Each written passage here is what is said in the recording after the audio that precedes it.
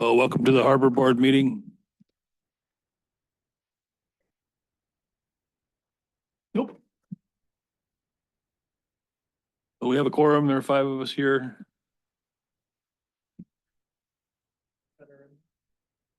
Three. What's that? You have 3 participants, Eddie. Oh, You see them? oh, yeah. They're down there. So it should be Oh, Daniel and American particip- Cruise Line, I think, perhaps. And maybe Casey? Other than attendee, Okay, well, I'm a panelist, 2 attendees, let's see. okay. Okay. You must have Dan Cardenas Dan's on there. and Mark Freeman. American Cruise Line, Mark. Somebody else coming in here. Hey, Scott.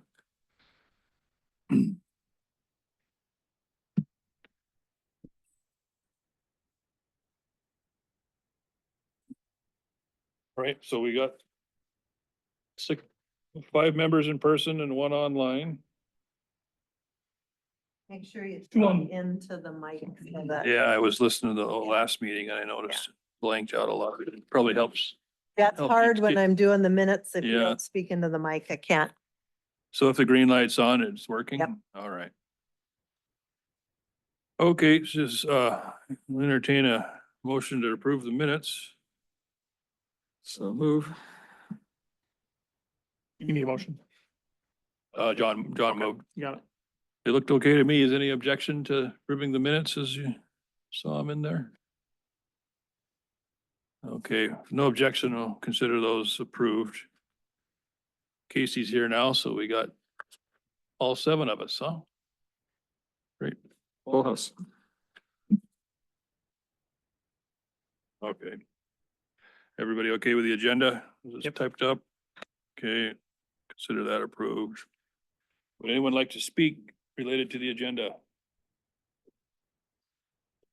Anyone not related to the agenda like to speak?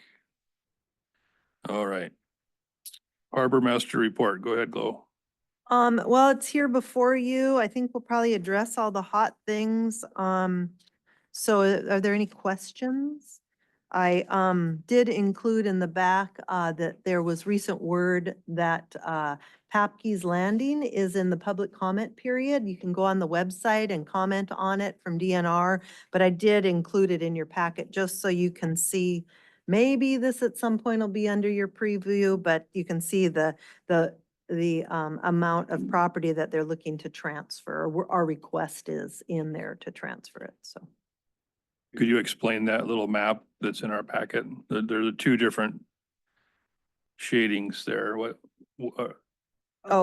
there 2 different pieces or? Yeah, it's, DNR land and then, DOT property, so it would be the whole thing. Including all those upland lots. Well, those are already Those are, owned. those are Yep, the ones got a yep. couple years ago. We've, the borough owns. Has there been any controversy about the turnover? You expect any negative comments? No, I think it's probably gonna be like, come on, we want to do something out there, but the borough can't really do much until we own the property. And so we've had this in play for roughly since the borough became a borough. And so they're finally addressing it. And it's been a pretty constant battle to try and get DNR to address this. So we were like, wow, maybe it's gonna happen. Is the red square the DNR land? Well, it's the shaded stuff. That's the transfer. Yeah. The proposed, yes, the red is the proposed transfer. So a step towards borough ownership of it. Any other questions? Okay. Then the next one is the port call list. I just wanted to bring it to your attention when the conversation may come up about, the vast takeover of our community by the tourists, that if you look at the last 20+ years, you can see, and actually it goes back further than this, the late 90s through to about 2008, when that the crash happened of 2008, we were tying up roughly 200 tour ship stops summer. And if you remember back in those days, we had about half of the harbor that we have now. There was no sea float, there was no drive down. The port dock was, was considerably less skookum. So that being said, if you fast forward to 2025, 94 stops. And there's the trend is actually the opposite of Page 8. of concern on, of the concern of that we're being taken over. At, back in those days, we would have between 16 and 18,000 visitors by boat. Last year, we had roughly 10. This year, we're looking at 8,700. So if you look at your visitor industry management that was passed here in the last couple of assembly meetings, that's good information too, that how the last half a dozen years have gone. So I just wanted that tool in your toolbox when you hear about people, concerned about the numbers of visitors that we're having. The trend in Petersburg is half of what we had 20 years ago, and the facility is considerably larger. So just for you to note that. Well, on the other hand, how did they manage without the drive down and any Well, other? you're talking to the girl who did it all. And yeah, it was, if you can imagine, the Seine fleet was twice the size of it is now. We would anchor tenders from Ocean Beauty all the way to the fuel dock. I could moor 11 tenders out there anchored up. It was a challenge. The last few years, I can do it in my sleep, with the amount of facilities and the number of boats we're getting. So, yeah, it was a big challenge. We really had, back in those days too, if you remember, we had Sheltered Seas who would tie up in the loading zone, and then all those people would spend 4 nights a week here.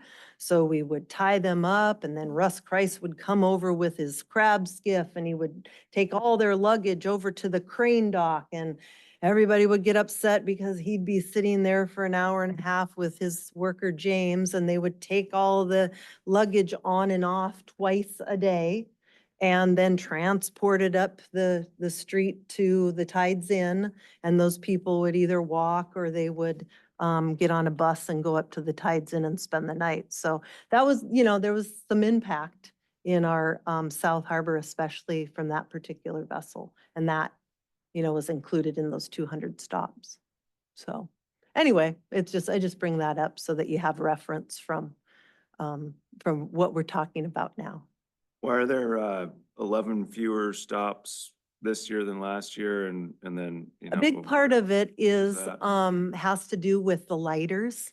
Everything from getting screamed at constantly on the radio for throwing wake. You don't have to- only the L. We don't have, have those boats coming in anymore because we found they'll try it once or twice and then it just isn't a good situation. It takes a lot of time. A lot of people do not get off. They're not, we hear a lot of it on Channel 16, and I'm constantly getting after skippers for, for trying to get their lighter crew to slow down because it's an impact and so this year they've all left except for one. We have one boat that's going to come back to back 2 nights and then they're gone. So that's part of it. The other part that's interesting to look at the schedule includes the 16 more stops from American Cruise Line. Last year, the last 4 years, they've been stopping about 14 times. This year, they're stopping 31 times. And so if they were not doubling up, bringing both their boats here, we'd be looking at 78 stops here in Petersburg by cruise ships. So that is really, a downturn in our, for no apparent reason, as you look on the list, that port list that I provided, the things that stand out is the direct impact of the crash of 2008, and then of course, COVID. And so prior to COVID, you could see that we were starting to see a little bit more of an upswing. And then COVID hit and, those numbers. Also included the Nat Geo, boats deciding to, Seabird and Sea Lion deciding to vacate Petersburg and head to, Prince of Wales. And so they don't stop, they stop here a couple of times, coming and going to the region, but the rest of the summer, they're hanging out around Prince of Wales now, so. And Wrangell. Yeah, so just a different venue for them. So that I just thought would be valuable information for you as we talk about other things. Hank, April 25th. Yep. Yeah. Yeah, yeah. So, yeah, last year, I think our first one was in May. So it's probably more of a relocation. They're coming north and they're stopping. That's the Sea Lion that doesn't normally come here, you were saying, so, They come and go once or twice, okay. just at the beginning and the end Okay. of the season. Thanks for that. You wanna talk about the budget next? Yeah, just, it's in the review. The assembly hasn't seen it. I usually bring it to you guys just so that you're familiar kind of where we are. We're living within our means. Yeah, we got some projects that have been hanging out there if and when, we ever get through with the feasibility study, approved to do that, then we've got money set aside for that, but hoping that maybe we can partner with PIA and get it done for free as a local sponsor. So we'll hope to save that money, but we still need to put it in the budget. Nothing too major. The general fund budget is really going to be challenged this year. So to be responsible, we're all being told to, to show that we are trying the best we can to make Petersburg a reasonable place to live. So we did, we've been looking at replacing the harbor skiff, which is, almost 40 years old. And we'll look to maybe do that next year or put it back on at some point. So that was one thing we took out. The rest of it is just kind of standard practice. We're looking at revenues about, on par. We're talking about increasing everything but permanent mortgage in 2006. We tend to raise rates here instead of doing it annually because it's such a big project to try and up 2 or 3%. We tend to every 4 or 5 years, do a larger rate increase that reflects, kind of costs. And so, of course, we'd be up in 2026. So in January, we're looking at raising transient rates and some things like that. We're going to try and hold the line on the permanent customer base. So any questions about the budget? We have 3.5 million in our enterprise fund. So we're doing well there. Again, we live within our means. We transfer anything excess over there. We have the luxury of it being an enterprise fund, so we don't have to use it or lose it. It stays in our enterprise fund, and that is where we, by policy, put the raw fish tax, goes directly into that. Because it's kind of an unknown. Some years it's high, some years it's low, some years are better than others. And so we try not to live on that.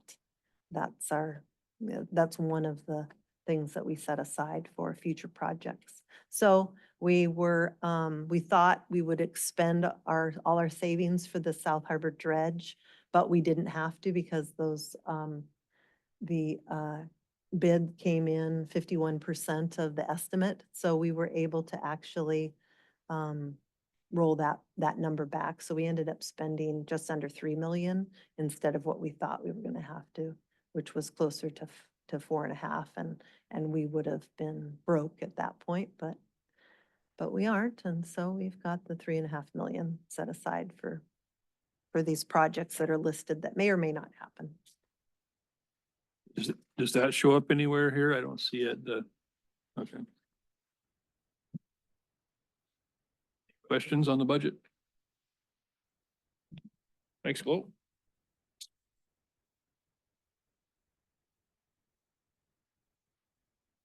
Yeah, you can, if you want, make a motion to, approve it.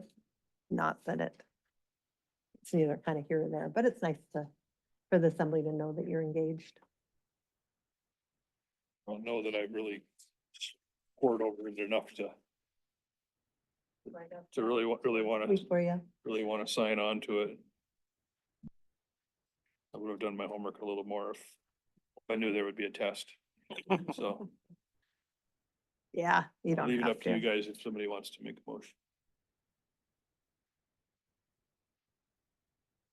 All right, I think we'll I'll make pass a it. motion to approve as written. Okay, Second. vote. All in favor of the budget?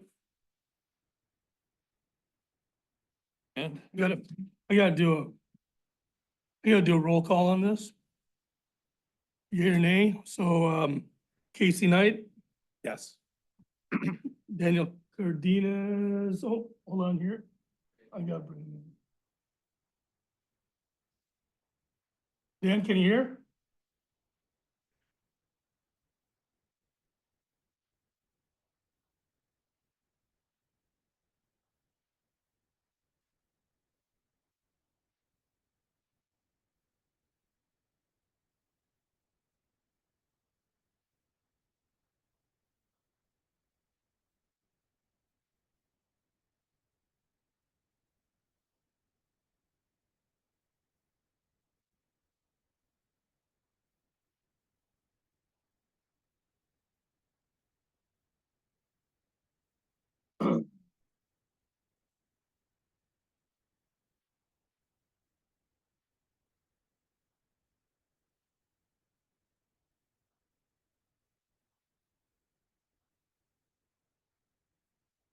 You can have him raise his hand if you want, if you can't figure out the unmute.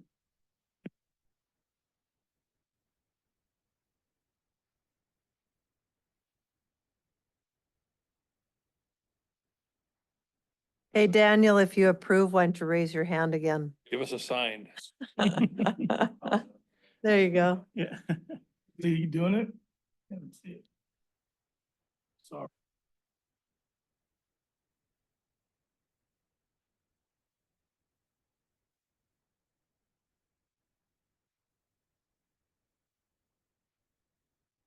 He's in Thomas Bay, yeah.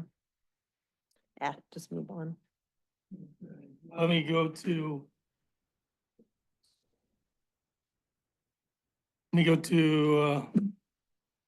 Scott Robert, Yay, yes.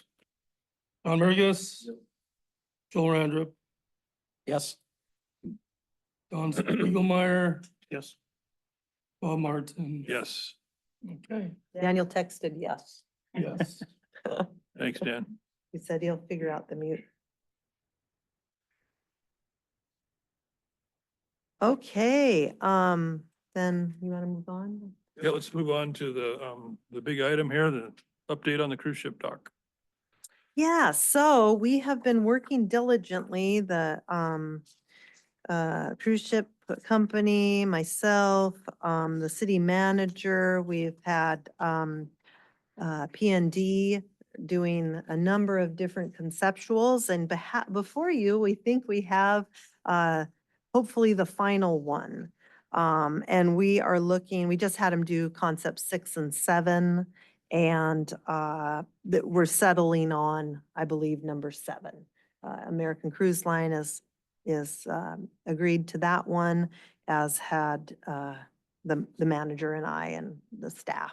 So the assembly will want to hear from you because you're advisory board on this, and you have Scott here to hear you say this. The difference between 6 and 7 is, if you notice, the number 6 is a shorter float, so it would not accommodate the vessel tying up if with the nose pointed to the north, if a fuel barge was there.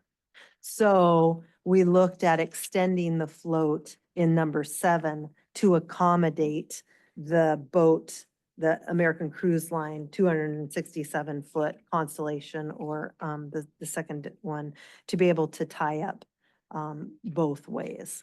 so that their passenger entrance will hit the float. So that's the main difference, the extension on the float, and it added a little bit of cost to that, so. We've been talking a lot here the last couple weeks to American Cruise Line. They stand behind their offer of the 3 million. They also stand behind the offer of partnering with the borough in building this facility. I do have to tell you that they have an application in, which was also included in your packet, to lease the property if we decide at any point we want to not be a partner. And they are interested in securing the property through a lease and then just building their own private facility. And then come fall, they'd shut it down and walk away from it, at the end of their season. I don't think they're going to be here year round. They may make maybe have another business deal with somebody else to use it, but the borough wouldn't be unless we wanted to lease it from them or something to be able to use it. So in the interest of that, for making this facility, user friendly for the borough to use in the off season, the other 300 and plus days, there are things like utilities put in for a workstation, similar to what we have on the inside of the drive down. We get a lot of activity vessels, commercial boats that want to lease that space on a short-term basis for a project. And usually it requires some power and access to it. This wouldn't be a ramp that could accommodate couldn't accommodate a truck, but it could accommodate a side-by-side and a decent trailer, similar to what we do in the harbor, with a four-wheeler and a trailer that they could, put equipment on and take to the side. The location would make it, I think, accessible and advantageous to the local marine industrial center that has formed out there by, the old port property. And we're dealing with that through this marine industrial overlay that's going to hopefully lead the future in that area remaining industrial marine with a marine, marine, you know what I'm saying? The attention towards the marine industry. So anyway, so that's kind of what it is. The also thing that we've included there is pump out for fairly minimal cost, as it's very close to the sewer line at the top of the port dock. And so it just makes sense that if we're going to have a pump out station, that would be a good location to have and would definitely be handy for the harbor to have that. We don't currently have a place for people to pump or offload gray and black water. So this that would would be- completely tie into the borough sewer and there wouldn't have to be a truck or anything, okay. Because the Coast Guard one is right there, right at the top of the ramp. And then we have access to that inner part year round, is that the agreement? That is what's been floated by. They really are looking for a location to moor their vessels. They have plans, they have the second boat coming this year that's the same size, but that's as large as they plan on going. I've been told that they are looking at building a couple of smaller vessels that could have between 60 and 90 people probably on board. So it would be a little smaller than the 267 foot one.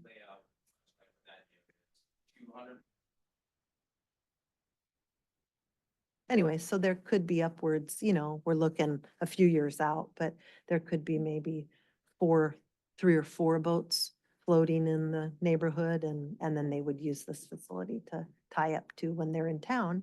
And then they've proposed that when they are not here and not on the schedule, then the borough could use it for other vessels, freeing up the drive down, freeing up sea float, freeing up the loading zone. So that's also a benefit, I believe, to the local fleet.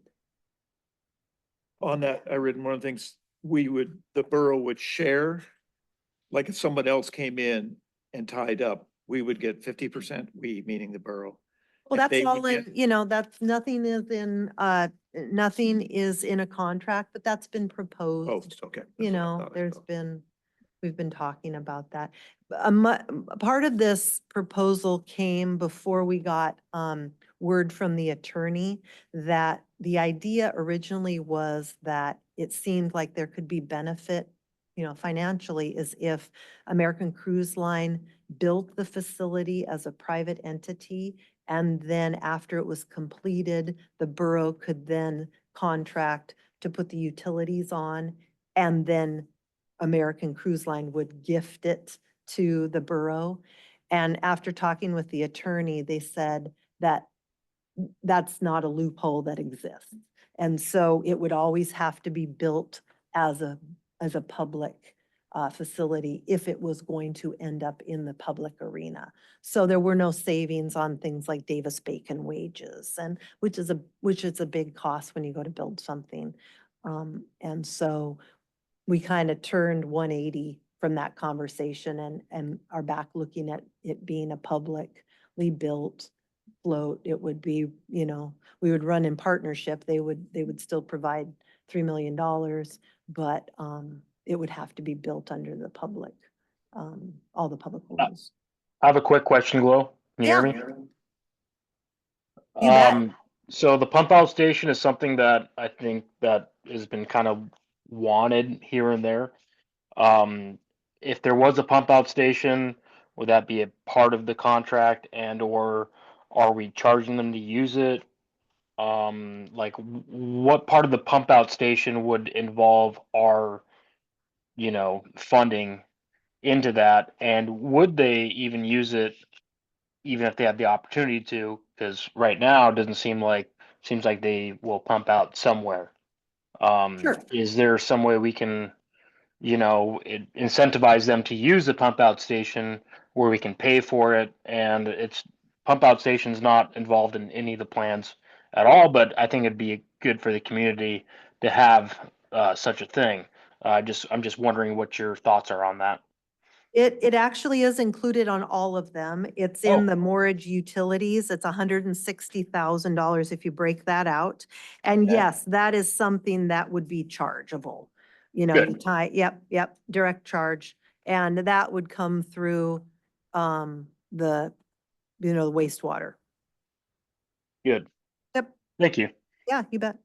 No, that's a big, that's, I think, a big asset. It's a pretty low cost, but we get a lot of, inquiries about that. You know, hey, do you have a pump out? Well, they got one in Wrangell, or there's a 3 mile out Right. there, and so, yeah, no, I think we talk the talk, we better walk the walk. We want them to be pristine. We talk about them, not, dispatching whatever into our pristine harbor.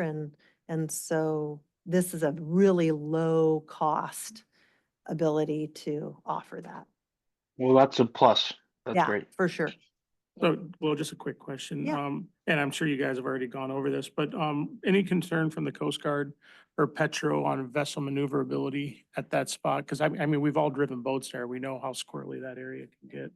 So I was actually, the captain of the port was here this last week. We had a visit and I explained this. I actually had the Elderberry and the skipper of the Pike, and they both, we've talked a little bit about it with them. Now that we have a design that we hope that you accept and we can move forward, then that really gives us something to show.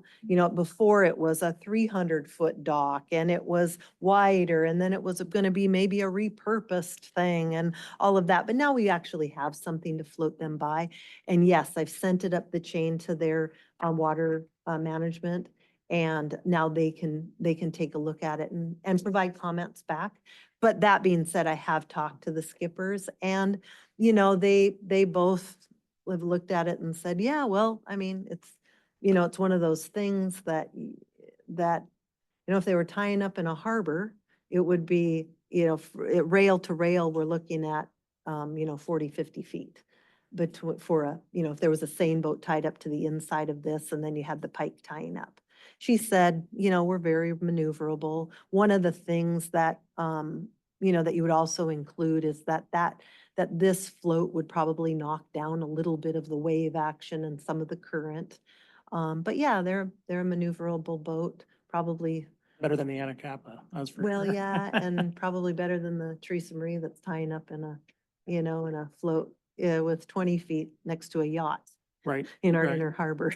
Any- So, How about Petro Marine with bringing in, you know, when they bring in the big fuel barge? so that's on your, Yep, I That's see on your- it. Yeah, yep. that, I just yeah, wondered they what their- if- actually wrote a letter of support. Oh, good. Yep, Okay. they have submitted a letter of support to the assembly that they like this and they appreciate the fact that it moves this industry, this business south and they can cohabitate better.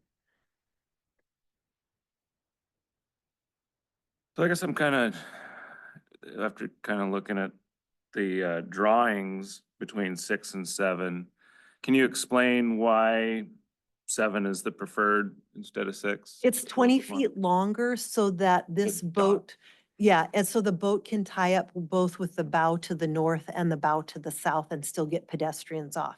If we, well, there's a fuel barge. If we went with the shorter one, save the $300 or 300,000, when the fuel barge was in, they could only be tied up with the bow facing to the south. Does anyone? So are you ever- talking about Sorry. the outside one? So on, say this again? Okay, so this is not, we're not trying gonna tie two cruise ships up together at the same time. This is what it would look like if they were tied with the bow to the north and the tow. Yeah, no, and I get it. And the, but we're not gonna tie up two at a time. Yeah. Sorry. The place where they enter is midship. That's how they get on and off. Now I understand. the Okay, picture. yeah. Okay. So that I'm extra, like, are we rafting up? yeah, no rafting. Yeah. Double them down. Yeah. Are they ambidextrous airport starboard? Yeah, they have access points on both sides of the boat. So that's why we thought the longer one would be, you know, most of the time it wouldn't, but you know, with a fuel barge and in the summertime, they come more often and it just would be one more thing to organize.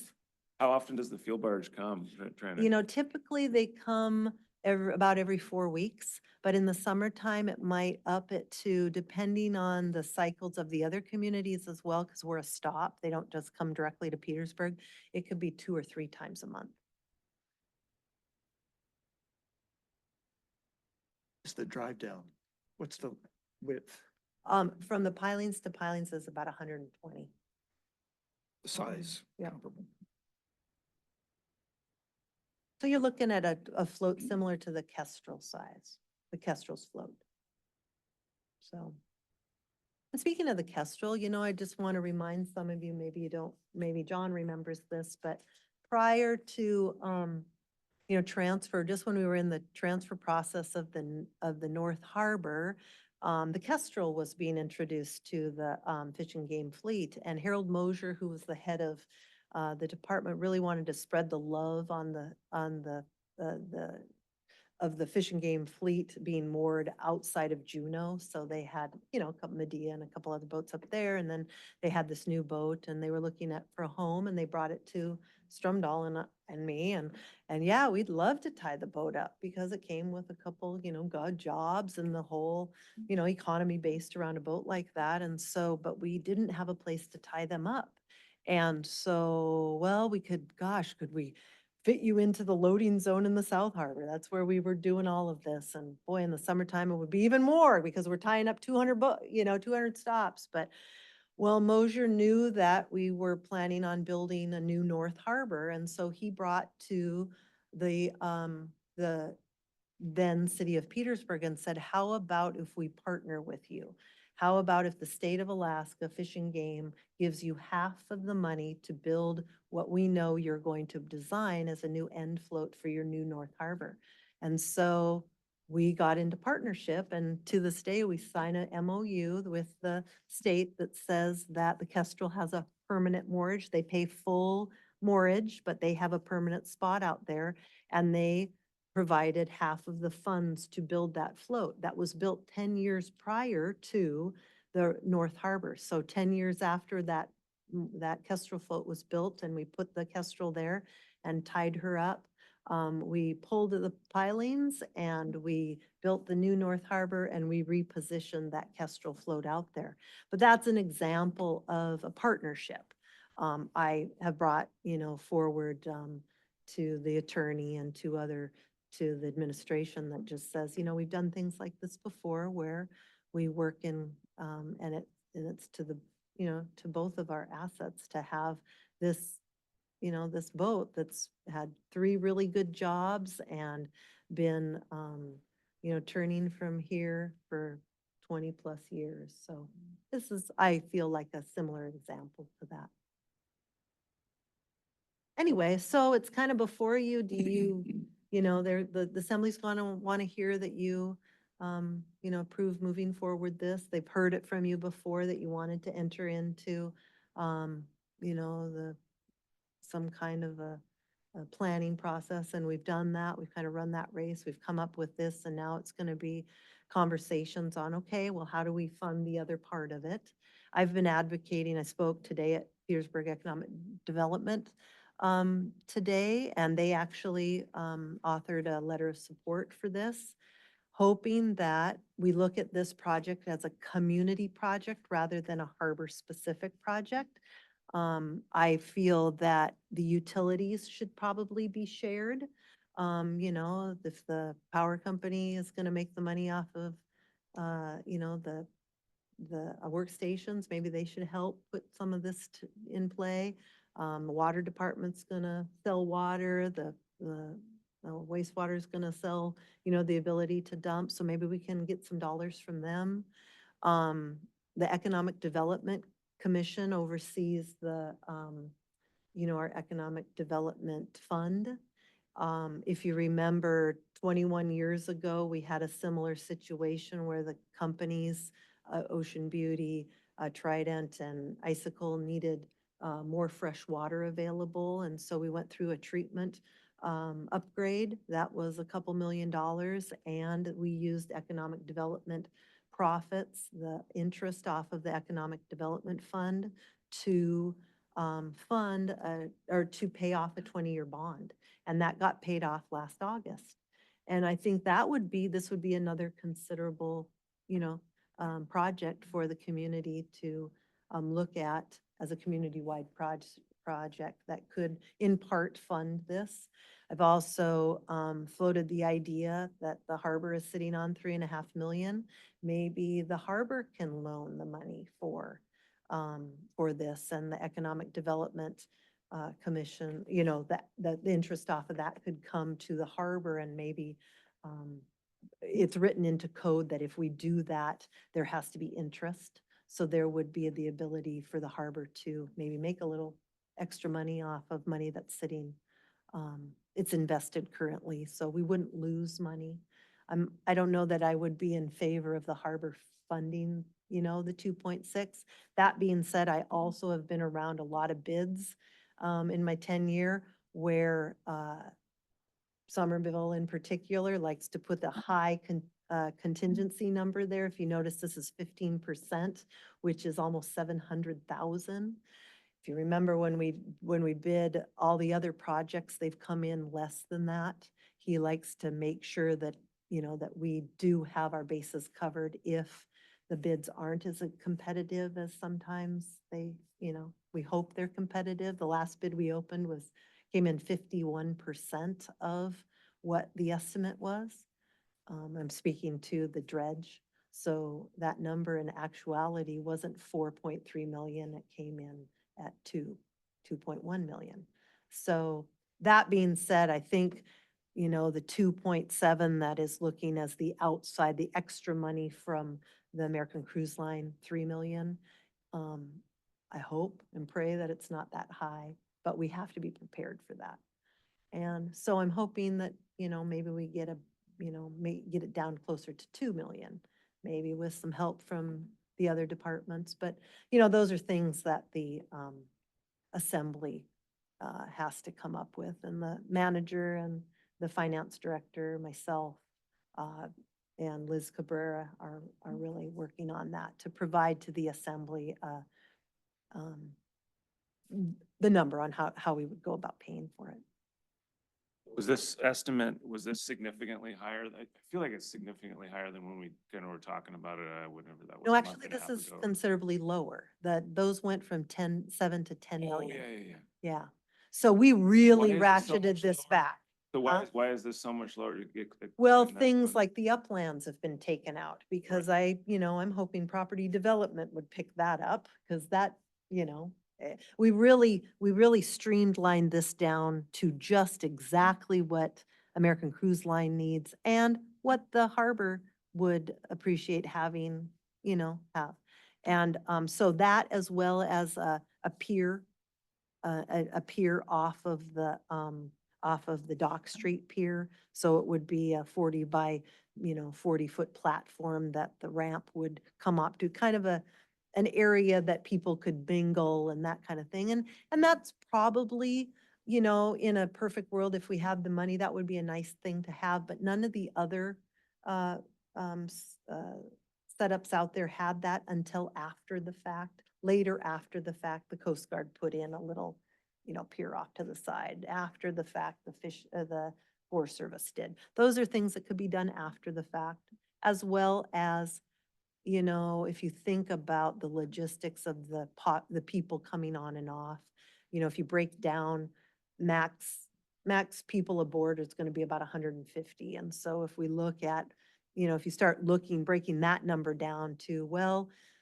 probably half of those people will go do excursions that, that will be taking place on the other side of the float. So the little mosquito fleet that comes to take them to the glacier, do that kind of stuff, they're not going to have them walk up on the pier, come down back into the South Harbor to get aboard, say Sam Merifern to go see the glacier. Sam's going to come right over to the inside of that float. The people are going to be able to walk across. So they're never even going to go up top as a big group of 150 people.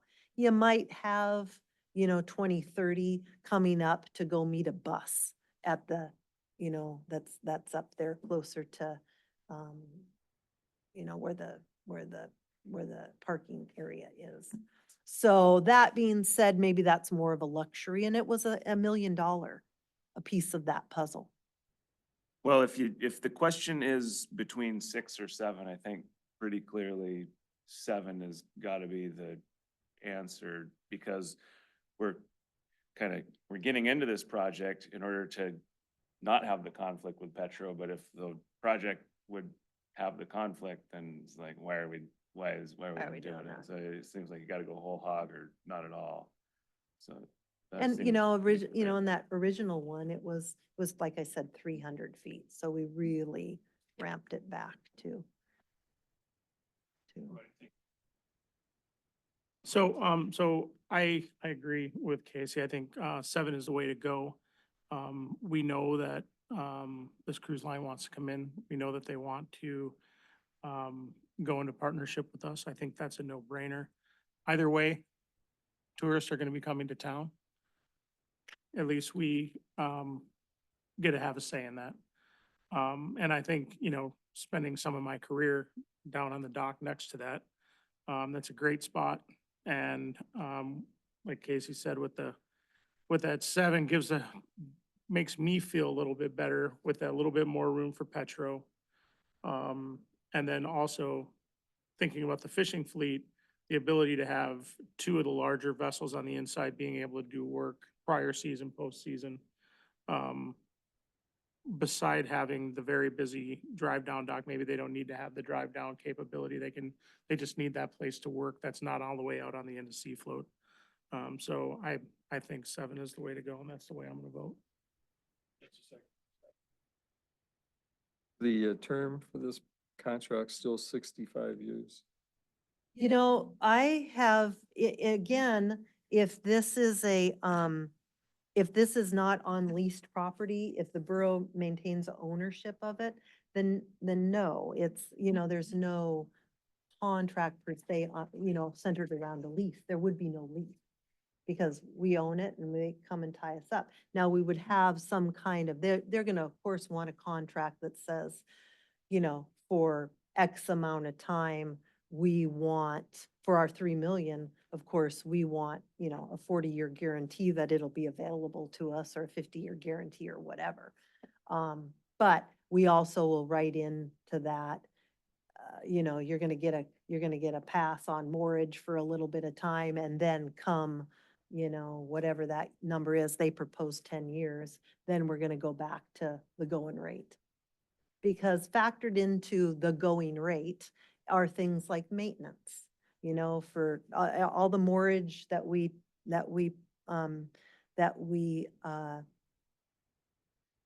charge you, there's a portion of that is, you know, it's all based on the budget, and a portion of that goes for deferred maintenance and those kind of things. And so, you know, the number will be a moving target for the mortgage for everything.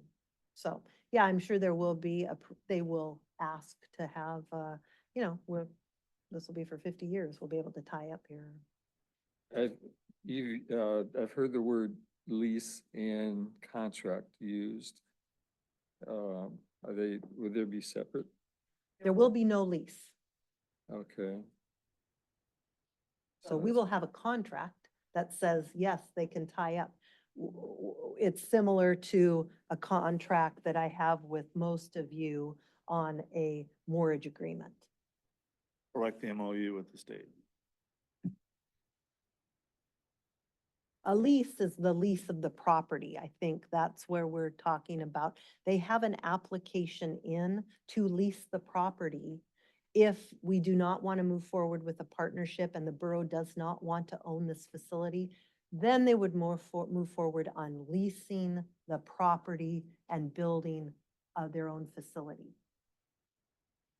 I'm not advocating for that, and I think at the town hall, we heard loud and clear the community did not want to go the route of leasing them property and them going and building their own facility. And then not having control. Terms of an agreement must be a daunting task. And Well, you know, we have, I mean, I sign them all day long with businesses all, you know, you all have a contract with us to moor your boats. So it would be very similar to something like that. Has there been any discussion about that inside, when one of their vessels is on the outside, you can't rent? A seiner can't tie up on the inside? Has that been discussed or No. thought about, or? Especially the pump out, I was thinking if somebody is counting on getting pumped out, if it's unavailable 3 days a week, that might not work, for some people. Well, again, there's on a schedule that is provided, which just like went out today, and so we'll know that. And I tie boats up together side by side all the time. They're not soulless, which would mean there would be homeland security around it.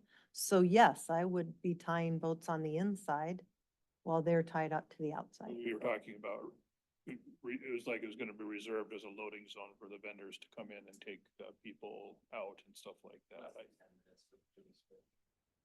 I mean, yeah, we work around that. I think that's one of the things that we would work around.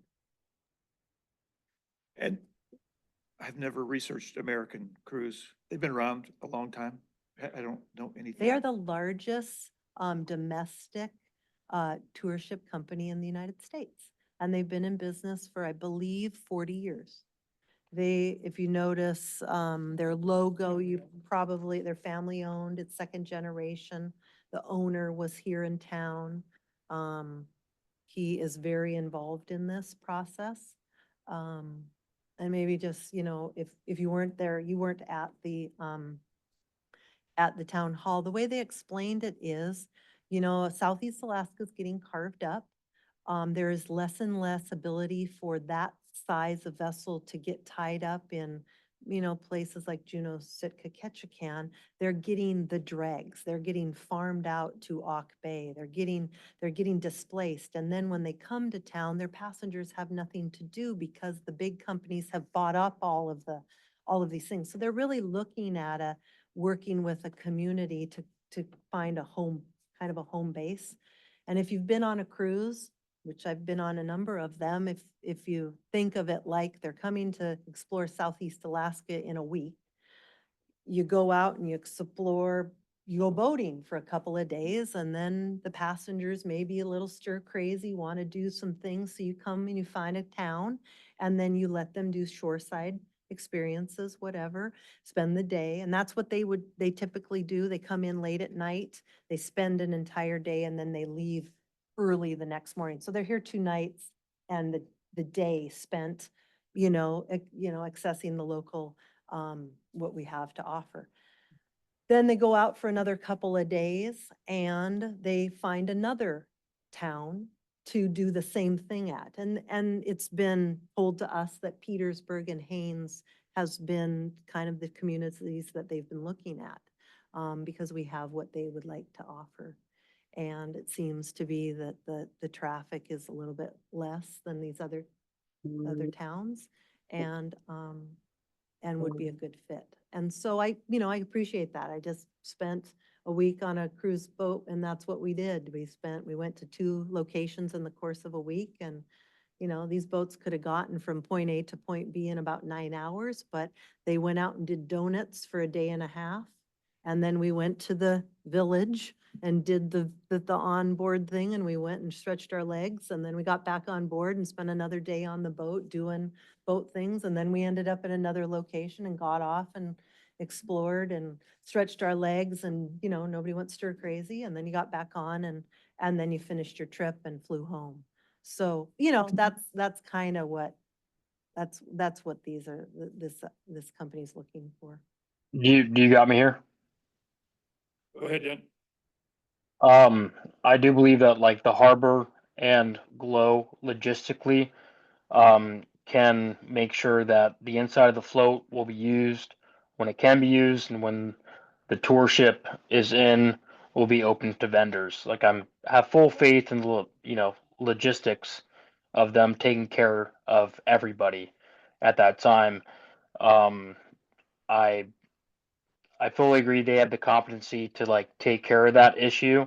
So it's really a non-issue. There will be no problems. It occurs to And me that maybe the pump out should be that inner stall, of the boat, so it's closer to the ramp, so someone could be there. well, there's no pump out right now. I mean, when was the last time anybody's pumped out their boat? So About 20 years from now. Well, and we'll Yeah. have it in a place that everybody can use, the outside and the inside, because we will make. Yeah. it- But, we're making an agreement now that's gonna last 50 years. We gotta think ahead about all this stuff, so. Another thing that concerns me is that I'd like to see some relief from the drive down, but if you're only getting half as much moorage, if you take them over here, are you gonna make that decision for us as drive down users? When you choose to moor them over here and split it with ACL? Well, again, those numbers haven't been decided yet. We haven't talked as, a contract out. Those are small dollars, I think, in the big picture. And so, at the end of the season, if we have to write them a $5,000 check, I mean, I think those are really small numbers that will get figured out and probably not happen. I think it'll be a reduced rate, keep it clean, reduced rate for American Cruise Line for the first 10 years. And then we go back into 10 years, and then we're allowed to do what we're allowed, we're gonna charge them, we charge other vessels the same regardless of where they're tying up. It is somewhat inferior in that you can't drive down to it with a normal vehicle. So that's also gonna be a little pressure you probably have. Casey? Has American Cruise Lines weighed in on the choice between 6 and 7? Yeah. Like, have they said like, well, if it's 6, we're pulling it? No, We're pulling it. no, What they- what is their, Yeah, they've said number 7. and essentially it's gotta be number 7, or the project can't go by, or what's the, what's the Well, opinion? they're gonna give 3 million. Yeah. So, yeah. No, we haven't gotten that. I think in good faith, I think we need to look at, tying the boat up to, I mean, to be just shy 17 feet, I mean, it just really, yeah. So I haven't gotten that nitpicky. If we're Yeah. looking for a recommendation or like a motion or something like that, I'm wondering if we want to, is the assembly looking for, well, 6 or 7, or is the assembly looking again for like, go for it or something? But They're Like, looking for go for it. yeah, and They're- again, I like, for my part, I'm still like at the, I want to say go for it, but like the devil's all getting pushed into these details at this negotiation at the end of the thing, so I can't like, I mean, I have faith in you and the manager and the, and whoever's sitting at that table negotiating anything, but, and it's like, things could, I don't know, things could happen when you're negotiating and all this, we say go for it, but I'm not sure what I'm saying to go for necessarily unless we have, like, what's the contract? Okay, You know? well, here's, I mean, in a nutshell, if we don't partner with them, they have an application and they'll build it themselves and then we lost control. So there's that side of it. Right. But so I say go for it, but I don't really, but still, I don't know what I'm basically, I'm signing a blank check, or I'm signing the document before the document's written, kind of. Yeah, I wouldn't say that. The assembly, I mean, this is not weighing on you, the harbor board. I mean, this is the assembly's decision. They're looking as some advice. And you're gonna express that to Scott, who's your liaison, who's gonna pass that on in this conversation. That, yeah, the harbor board supports this project and, of course, we all have good faith that the department head's gonna run an apartment at the best of, at, the benefit of all the users. So, yeah. But I mean, Even at the assembly level, we haven't seen a contract yet. Right. So yeah. this is, we're voting on the plan that she's come up with, which is over a period of time now, and it's kind of time to make a decision and move forward with it. Yeah. Whether we want to have a seat at the table with them, or if they want to, if we don't, then they're going to continue on, and then we'll have no say in the future. Yeah, no, I agree on that. So, I mean, I on think the that details point, will yeah. work themselves out. We have people in place that will ensure that our concerns are met. And, yeah, we're looking for, it's, it's for the harbor, it's a win-win. It's gonna free up my drive down. I'm gonna, gonna be able to tie more boats up and we won't have to send a bill. I mean, this way we'll send a bill, we'll recover some money, or, not. I agree. I completely see what you're saying. And I think, it's our job to push things up to the assembly folks and I don't know, are you looking, is this a roll call vote or is this, how do you want to do this? Because I could make a motion if you'd like, if we're done with. Yeah, I think that'd be appropriate to have a motion. I still want to talk a little more about it, but might as well get it on the floor. Okay. I'd like to make a motion that we move ahead to send up number 7 to the assembly with obviously details to be discussed at their level. But for the betterment of the harbor and for the fishing fleet and for the safety of American Cruise Line mooring for Petromarine and the Coast Guard dock, I say that we go with the number 7. Second. Yeah. Wasn't very eloquent, but I can- No. I can- Ed's scribbling away there. Casey. Casey. Speak to that. Yeah, I mean, I think I just kind of touched on it. For me, being an ex-Coast Guard guy, I think the safety factor in itself of the longer dock. I mentioned before about how squirrely it can get there with the tides. being a guy that's crashed the Anacapa into the Petro dock personally, it happens quick, and that extra 15 or 20 feet can really make a difference. So that's kind of why I made the motion. Mostly for safety.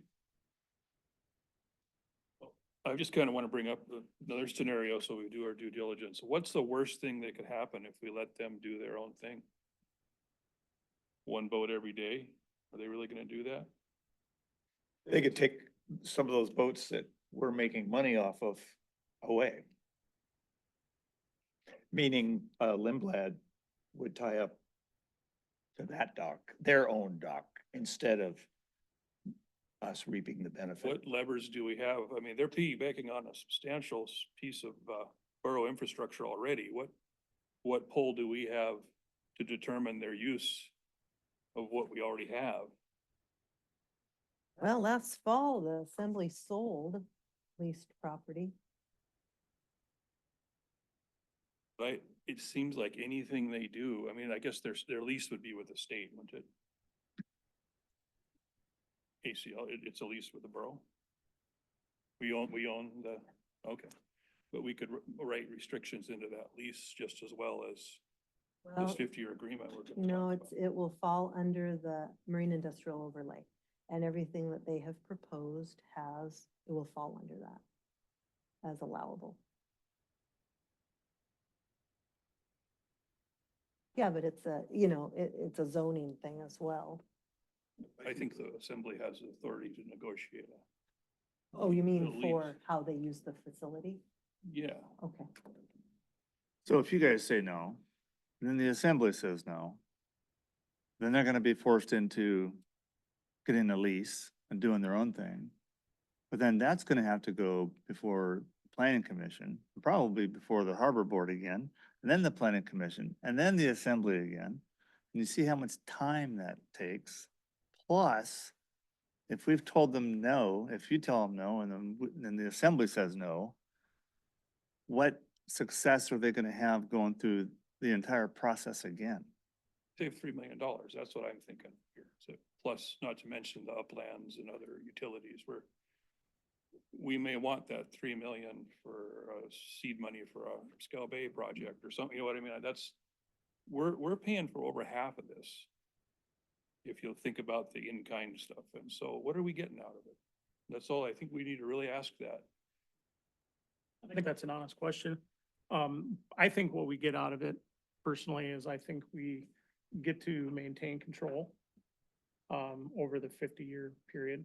And I think over those 50 years, I think that 3 million is a good investment. I think it's not a quick return on investments like canned salmon versus selling fillets.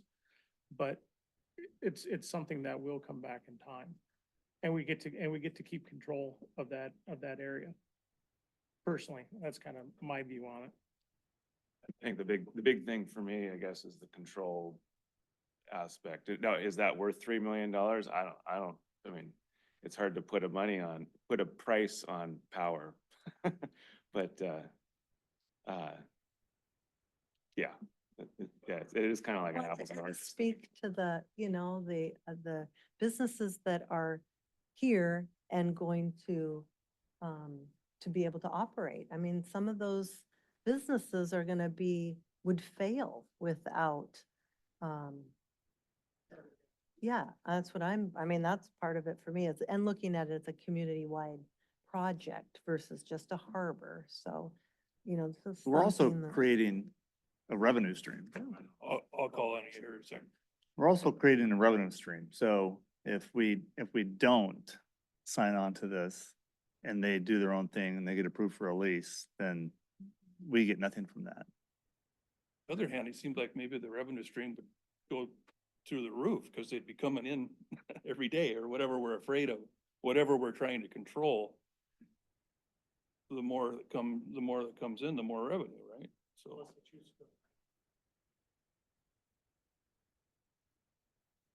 Or, I mean, if they contract with a couple of seine boats to tie up there in the winter time, we've lost a couple of mooring spots if we, Well, like what you know. Scott Robert said, that if they go through the lease and then they own it, and then, oh, well, they talked to Nat Geo, and then all of a sudden the boats are tying up over there. You lose some revenue from that because they come in twice a week. Well, I think you had something, and then James, and then Scott. I'll park one of my questions for later, but he spoke before I was holding my hand up. I would like to hear what he had to say. So if we give him the floor for a little bit. No. It might be good for anyone. Someone might listen to this in 2-3 months sure. from now. Okay, so I'm James Valentine representing Viking Travel, not assembly member, more my personal here. But Viking Travel, I am dealing with operations for them. Harbor deals with getting them mooraged. I deal with operations for all the ships basically, except for American Dream, Sitka Dream Cruises, Alaska Dream Cruises, the Sitka Island Marines boats. Anyhow, to kind of go with what you're saying, the worst case scenario for this, American Cruise Line really likes Petersburg. I can give you many reviews of why they like it and the reason why they're choosing here and Haines and why they're not going to Skagway anymore, which is my other hometown, which is why they don't love going to Juneau. They don't love going to Sitka, but they're using it because of turnarounds. I don't think they're gonna necessarily not want to be here if we decide, just no. But the congestion is not gonna change. The congestion is gonna be just as bad. They still want to come, and then we're still gonna run into everybody trying to. Tenders are now gonna be floating out there, anchor, because we now need to take over Seaflow because they want to come. It's another revenue stream, right? And if they were to buy their own dock and do a lease form, then they just shut it down for the winter, which is not fun. Everybody would look at that and be like, why can't we dock there? I feel that it would just, 3 million, like you're saying, is a lot of money, but I think as a long-term investment for what it could be and the revenue that you get for all the businesses in the town, which is more sales tax, which is more, we can generate more revenue for other projects and things like that. I think that's a really good benefit. And then, like I was saying, these guys, the reason they still go to Juneau and Ketchikan, now again, I can only speak so much, but I have an idea because I've been in the cruise ship industry for a while, is that they do turnovers there. So they do turnovers in Juneau and they do turnovers in Sitka, meaning that's where they pick up their guests. They're investing in Haines, Petersburg, because they love it. They feel very, like they're the #1 person in town. They go to Juneau, they get like scraps, right? So maybe in the future, they start doing turnovers out of Petersburg, right? Especially the way Alaska Airlines might be changing with the milk run, right? And things like this. So there are benefits that could come off of having a dock that these smaller cruise ships, they're like, oh, hey, I can see that this is a viable option. Maybe Petersburg is now our turnover spot, which would then in turn bring more revenue for the town, more overnight stays, which is what we like. Overnight stays, I always love overnight stays because they spend twice, not once, right? So I think that by not doing so, just the possibilities definitely shrink, I guess, Can I ask, Yes. stay there a sec, Mhm. say we lease, the borough leases them Like that. access, they build their own thing. Mhm.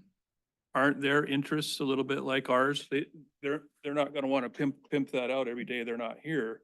It's because they don't want to deal with having to do maintenance. They don't want to have to deal with having to get calls from somebody else to deal with it. They really want to kind of give it over to us so then we can help maintain it better than them because they have a whole other operations everywhere else in the US that they need to deal with, right? And they'd just be a lingering infrastructure that I think for them might fail because they're not here all the time to maintain it or just deal with all the calls of people trying to moorage there, right? I think it's for their benefit and ours to kind of hand over the ownership.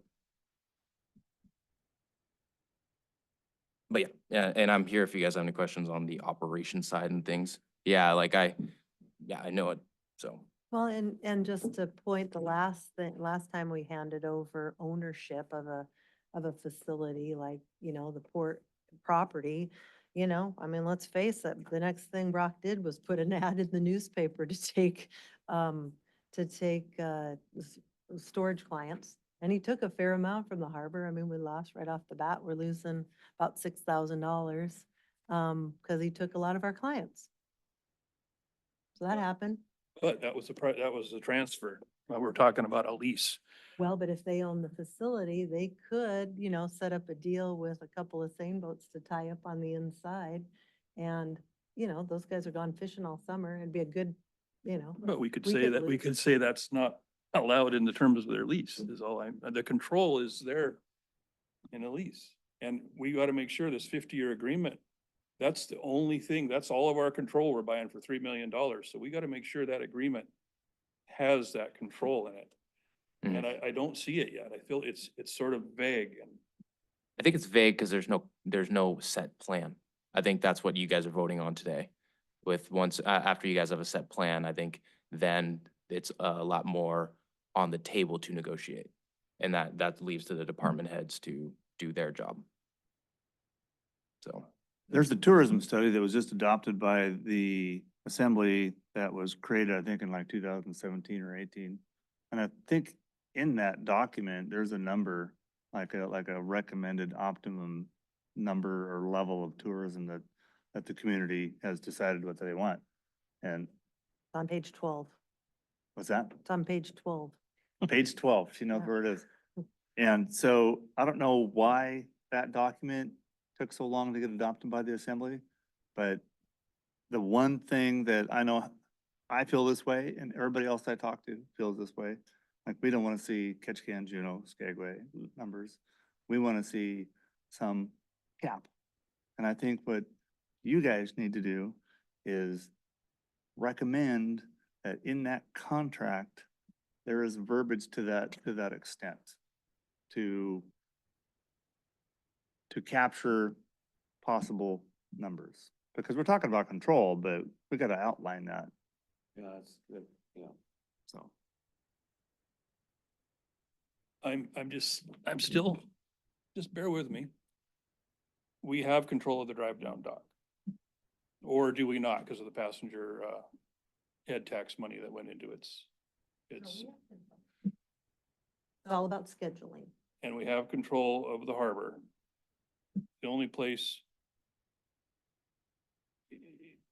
if ACL builds their own facility and we lease them the tidelands, that's the only place we wouldn't have control of the number of cruise ships.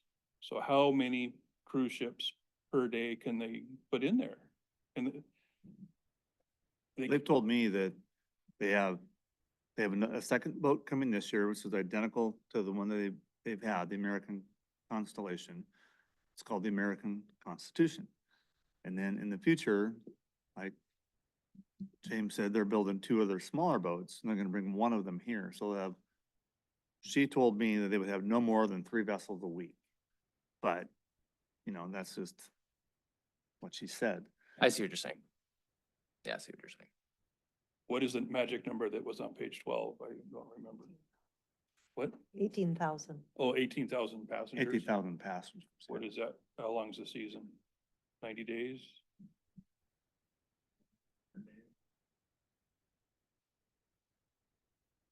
Whether you capture them to what they said they're gonna do or, you know, some formula to that extent that needs to be captured somehow. I think it needs to be captured. I'm not convinced that our town could be overwhelmed by that one dock. Why do we spend $3 million to control that? If it's self-limiting? Because we can deny, Because drive it's down. a good it's a good economic, project. It's Because going, it creates revenue it's, and a- it yeah. frees up other infrastructure for other users. I guess I would view the 3 million as an investment, a very long-term investment. And if that's your view, then that's what it's gonna be. But if it's 3 million, just to spend 3 million, then I see where your roadblock is. But I would view it as an investment for the Just like the community. investment that the entire community did using the economic development revenue to enhance the water supply so that you never had to quit fishing. Was that a direct, I mean, that was an economic infrastructure project that helped the, the industry be able to continue to buy fish all day long, every day.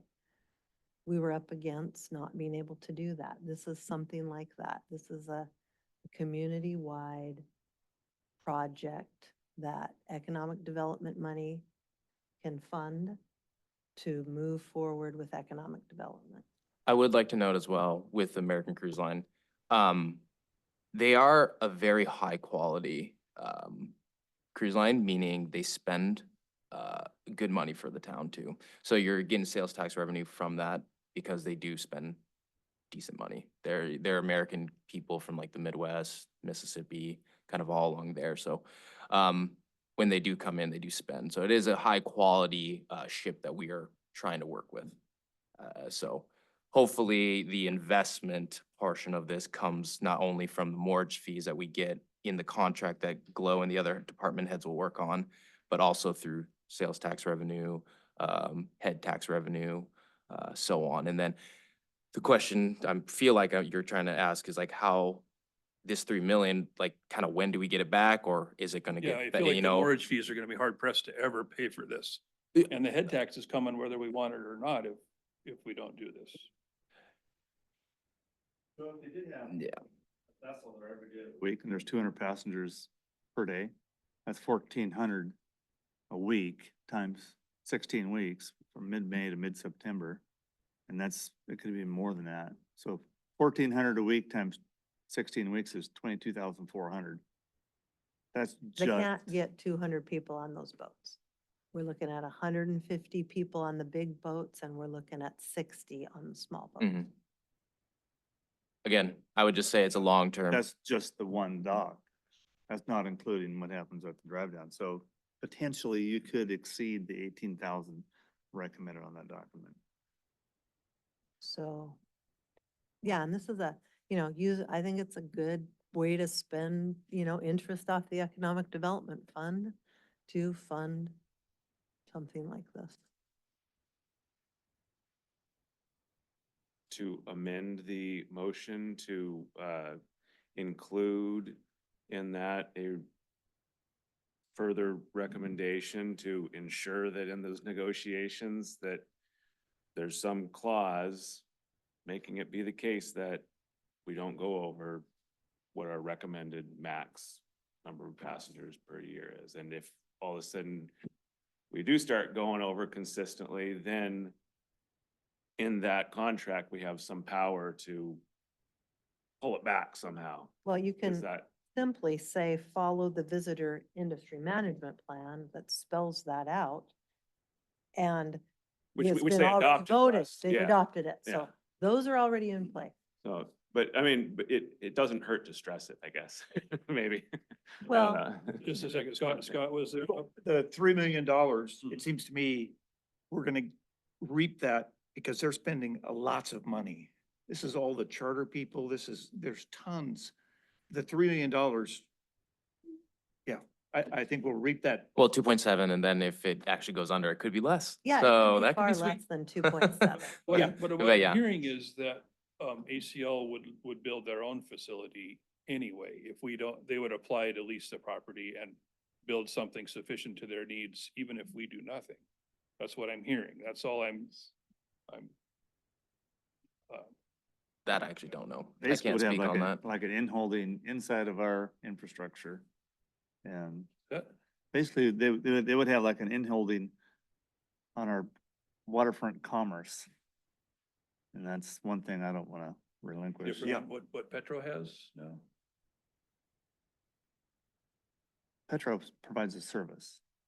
They're not regulating commerce. But. Yeah.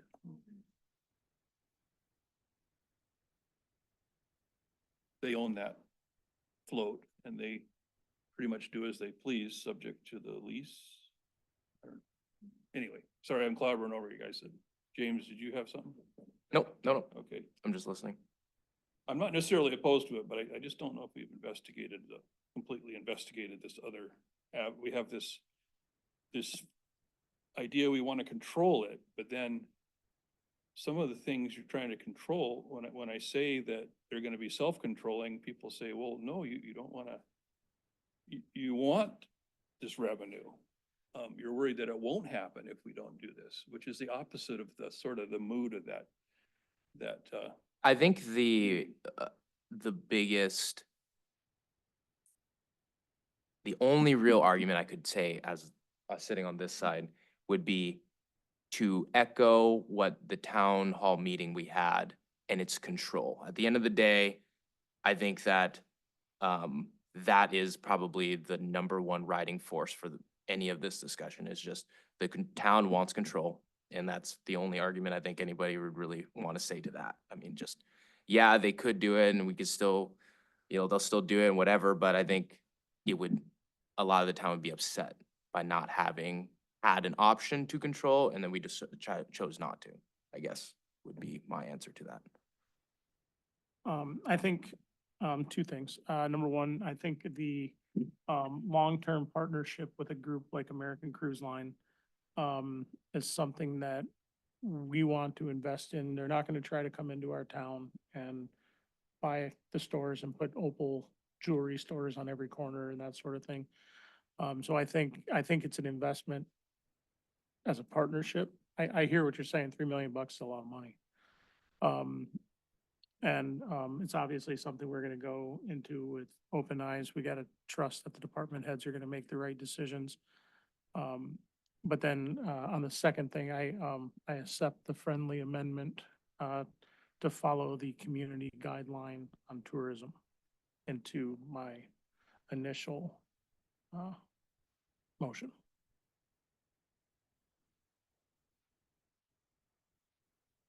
One quick question.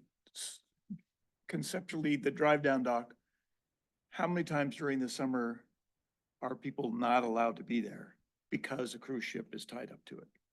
You You have know, do you the, have any It's all the sense for yellow. that? right here. it's all the yellow. So no, but I was thinking, when they're here, you know, during the summertime, do you have an idea that every other day, 3 sailors wanted to be there but couldn't because a cruise ship was there?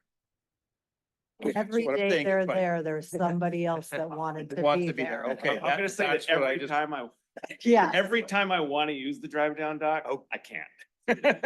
So it's often on a Friday, look at it here, gill netting, the flow of the gill net schedule, Friday is a very important day, but, when I looked at this, I thought, oh, it's only twice a week, but it feels like more, so. I don't. You know, and we do our darndest. We try to, I mean, I limit them to the days and how many days we can use it and, go as far as almost turning boats away because, we're trying to juggle this. The big impact will come this year when I have to kick tenders off the sea float 16 times. You notice all the fuchsia colored, that light pink, the salmon colored, every single time that you see that, I am going to have to clear sea float. That is huge, people. I have never, the last few years, I've had to do it one time. And I hate that because the tenders are my favorite, I can double them up, they can graft. They're an essential part of our fleet. Every time we can't tie up a yacht, we're gonna have to tell people that, no, it's gonna be a big juggle. But we can do this because we know hopefully in the future, that won't be. We'll be going back to, the last 50 years of operation. But we're willing to do it otherwise it's gonna be this is, it's not that it's unsustainable, but it will really change what we offer the commercial fleet by way of mooring if this is the way it will continue. On the commercial fleet, it's no secret, we know that what's happening down there at OBI and kind of what's gonna happen within the same fleet. My phone has been ringing off the hook by guys that used to fish out of here that because of who they were fishing for, weren't in town. I see that number rising dramatically. Guys that used to be guys that fished out of Petersburg They want to come back here because, you know, it's the center of the universe in the sane world. So, I think you're going to be very busy this summer. Yeah, we have, you know, I have 100+ on the waiting list. People want to come to Petersburg. This is not, I mean, that's why we're looking at building another harbor.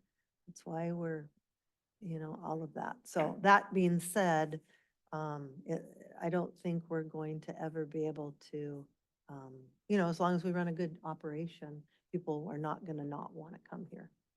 So there's more business than there is places to tie up. I don't think that by tying up, by not investing in infrastructure is a bad thing. We're investing hugely in infrastructure. We've built that drive down that is, you know, 11, $12 million. That return on it is not much. And we got it mostly through grants, and it was free money. We make a few bucks off of it just because you guys play by the rules, but realistically, we've got huge money in infrastructure to support industry of all, you know, which is 90% of our harbor. And so I'm in the business of tying boats up and Drive down is awesome. Yeah. Well, where are we at? Are we ready to vote? Joel? I want to revisit my parked question for a second. Sorry if I missed the conversation about it or missed how it happened, come to be, might just be the price of it. But if this is community investment,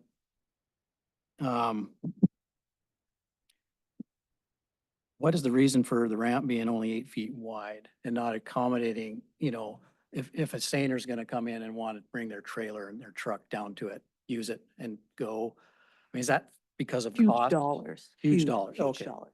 And that's To put a fine. That's mini all they have to drive down, need. I just was yeah, curious. they have to be 140 feet long ramps. They do. Yeah, okay. to accommodate that, and they have to be considerably, I mean, you're looking at the drive down versus, and those were, that was millions of dollars for ramp. So it was How- cost. We That's what I did thought. widen it, you know, we did put it 8 feet wide so that we could get a trailer and something like that.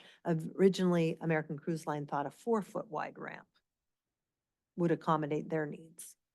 And we widened it so that we could get a trailer and Joseph Quixlin can take his bike down there with his, you know, or the mayor or whoever's got, you know, welding project. Can you ride a bike on the floats though, or is that? Yeah. Well, what do you have at the airplane float, Scott? That can take a full-size pickup truck. Yeah, it can take a full-size truck. It's limited to 10,000 pounds. I don't know how wide it is. It's not much wider than my truck, I'll say that. Probably 12. How do they 16 on the outside. keep somebody from driving something heavier on there? Just the signage that? Hitch at the top. Joel? Bottom out. I guess on the control part too, I did sit in on the town hall and I listened, and it was filled with a room full pretty much pro tourism and pro. I mean, that's just what it was. You got to call it for what it was, and that's fine. But I do agree with control. I mean, I listened to the news, you know, Sika's getting a haul out and another company's going to run it. And they've also talking about lost their hospital. And of course, their control in their waterfront, like they were saying, are why we're here now. So, I mean, that's pretty important too. And I've heard it echoed here tonight a couple times too. I do have faith that we're gonna work it out as a community. And I'm willing to vote for this and move forward with it. And hopefully the assembly can start moving it forward and work those details out, because we have a lot of smart department heads, and hopefully other people will show up and have great ideas too, pro and con for this, and try and work out all the details that we aren't seeing here tonight. But moving the concept forward, I think it's a good time to do. So I didn't hear a second to the amendment though for Don's. Definitely second it. Okay, About thank you. following the community guidelines. Yeah. I think I like that idea.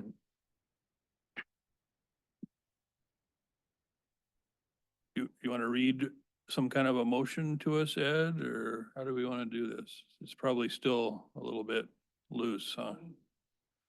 You need to tighten it up. Yeah. Don had, was paragraph of motion. You get I don't even remember the whole thing, but it was It's to been a move while. ahead, concept 7, to assembly to discuss whatever. We agreed to move it to the assembly to discuss further actions and staying within the community guidelines as, voted on and adopted by the assembly.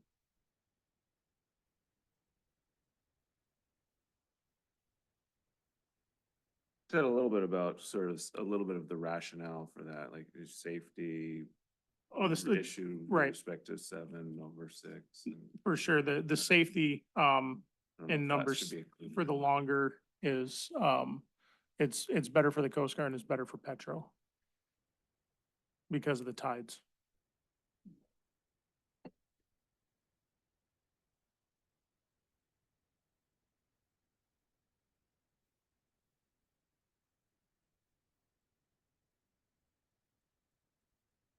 Thanks for your input, Go on James. sorting on We'll this get it. one. Yep, we'll get it. Let's call the roll. Okay, so, for Don's motion, move ahead with concept 7, to assembly to discuss further actions to, and I'll get that off the recording. Second was Casey, so, Daniel Cardenas. Yea or nay? Yay. Casey Knight, Yay. Don Spiegelmeier, Yes. Bob Martin, Yes. Scott Robert, Yes. John Burgess, Yes. Bill Randall. Yay. Motion passed.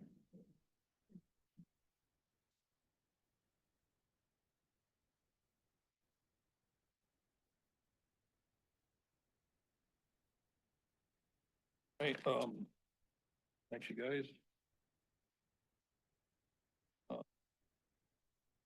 Just the last thing is a discussion of, what's going on PEDC and Yes. Scout Bay. So we had a meeting today at noon talking about the boatyard. Just to back up the funding package that originally 4.1 came in through the 2023-24 Congressional Act is coming to us through Denali Commission. We heard through the city manager, from the lobbyists, that DOJ is looking at the Denali commissions of all the different states and perhaps putting them out of business. So if that comes to pass, we don't know where our 4.1 million is. It's the mechanism of which the federal government needs a state sponsor to pass the money through. So the original 4.1 is somewhere, and we don't know if it will, we don't know. The other portion of the 8.9 is also being, they put a freeze on everything, the day after this administration took over. And they were hoping to have, a decision in the first 90 days. So we're looking at April 23rd, 24th of being the end of that 90 days. And we hope that either it passes or it doesn't. And it gets to us somehow. We're not sure. A lot of times those funds have to go through the Department of Transportation, DOT, and DOT is in the habit of taking 20% as administration fees for those kind of things. So as a way to kind of put it off because they don't like doing this. The other thing that DOT does that is detrimental to projects is they have a policy of not giving any money unless it's fully funded. So by taking 20% and all of the, all of that could mean that we come up short. So the funding package for this, which we thought was, realistically, we had 13 million for a $12 million project, is everybody's kind of standing around waiting, hoping for the best. So we'll have more information hopefully forthcoming. We've been asking the mayor to make personal phone calls to try and free up, or get the administration, Sullivan in particular, because Murkowski has been very outspoken about all of these things, and hopefully maybe Sullivan can aid us. So we'll see. So that's that side of it. The other side of it is now that the reality, prior to this, when we were awarded that money, that it looks like this project is going to happen, we really started looking at because we have a contract going with PEDC with PND to do the design, and the next move is to move from 30% to 65%, and that's where really the bulk of the decision making happens. So we put together a little bit of a steering committee that can help oversee this design, so that the design really reflects a facility that could be used by the customer base. And so that's going forward. They haven't met yet, but in the meantime, we started looking at, because the funds were available, how could we make sure that this facility is user-friendly into the future? And one of the leaseholders out there, Pilar, he came to us and said he was looking at a amphibious travel lift, and they have one that they use in Sitka at Allen Marine. And so we started investigating that, and I called the users that use that. It's a 150-ton travel lift that can actually go down into the water. Talk to people that have used it. Also had a long conversation with Greg, the surveyor. What's his last name? Greg, over in Sitka. And he's involved in pretty much all halls.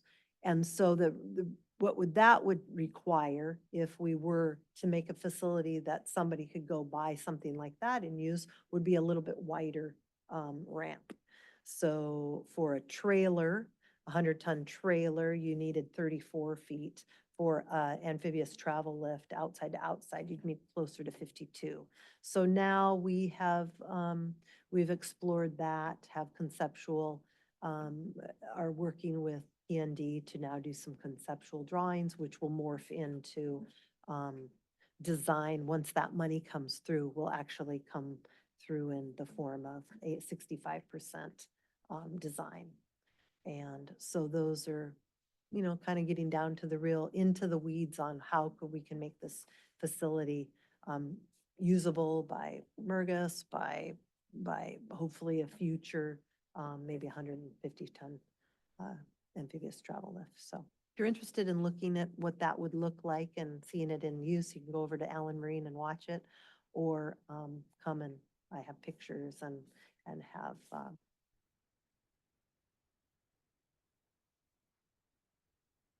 anyway, that's the biggest change out there, is just hoping for the best. Waiting and hoping. Waiting and hoping and really necking down. When you get to the 65% review, that's when you start bringing in the specific engineers, the water engineers, the electrical engineers, all of that. Right now, it's still conceptual drawing, so.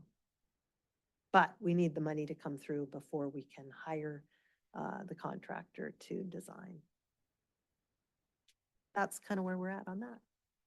Just felt like you guys should know, PEDC is also probably worth mentioning that, their work here is done. Once the money comes through, it will become a borough project. It will become a borough asset, and probably it's looking like lack of creating a whole nother department. It will come to the harbor to oversee, whether that is, in my book, it looks like just making sure everybody plays nice out there. But, specific, there might be a time that like Joel mentioned, what's happening in Sitka, they're actually looking at maybe contracting with an outside agency to come in and operate.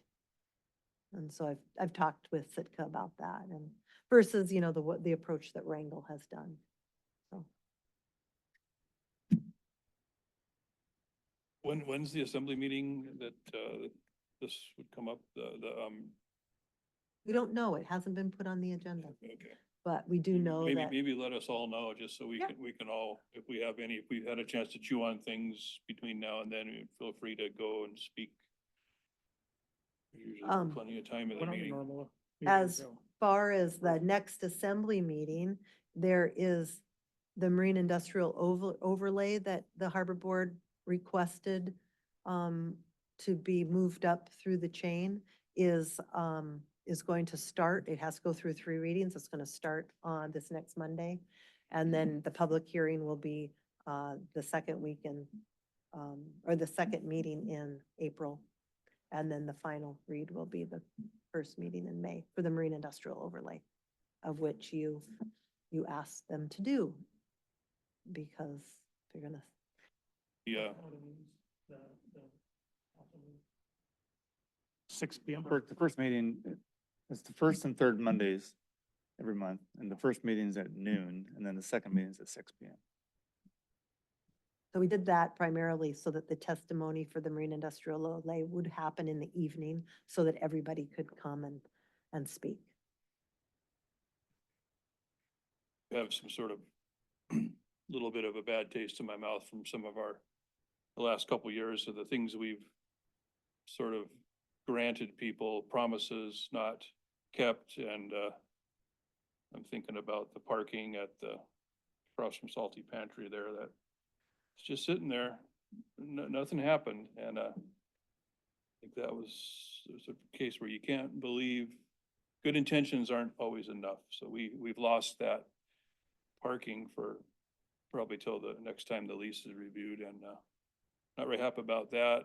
I think we're gonna have probably, if there's some resistance to the marine overlay, which 2 years ago when we met, it was all sunshine and roses, accepting any marine restrictions we might want to impose on that to keep that maritime flavor there, so be ready for that, maybe come to the meeting and stick up for the marine industrial overlay, and in the future. Good intentions are not quite enough. Make big variances, in my mind, so.